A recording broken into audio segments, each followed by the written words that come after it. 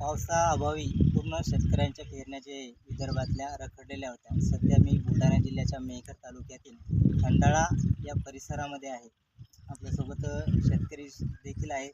आपण शेतकऱ्यांसोबत देखील चर्चा करणार आहोत. कशा प्रकारे पेरण्या झालेल्या आहे आणि किती दिवसापासून रखडलेल्या होत्या? जून महिन्यामुळं या पेरण्या लांबल्या आमच्या पावसामुळं.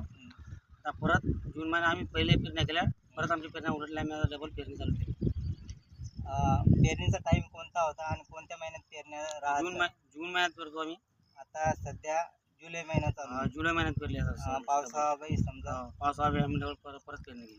काय मागणी नेमकी शासनाकडे की दुबार पेरणी संकट जे शेतकऱ्यावर आलेलं आहे सर आता काही ना काही मदत करायला पाहिजे आम्हाला सरकारने. सरकारने? हो, आणखी काही आता कित्येक शेतकऱ्यांच्या पेरण्याचे आज भरपूर आहे सर. भरपूर झाले, हो, अजून बाकी आहेत काही. आणखी बाकी. हो, सध्या परत आता आम्हाला डबल पेरणी आहे.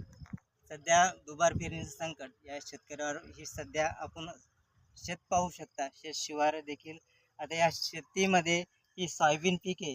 पहिली जी पेरणी झालेली आहे ही पूर्ण कामातून गेलेली आहे आणि शेतकऱ्यावर या असा परिणाम जे सोयाबीनचा संपूर्ण शेतकऱ्यावर झालेला आहे.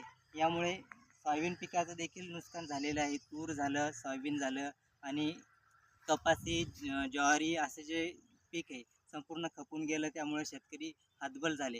यामुळे आपण सध्या या शेत शिवारामध्ये आहे आणि शेतकऱ्यांची मागणी आहे की शासनाकडून काहीतरी मदत शासनाकडून व्हायला पाहिजे.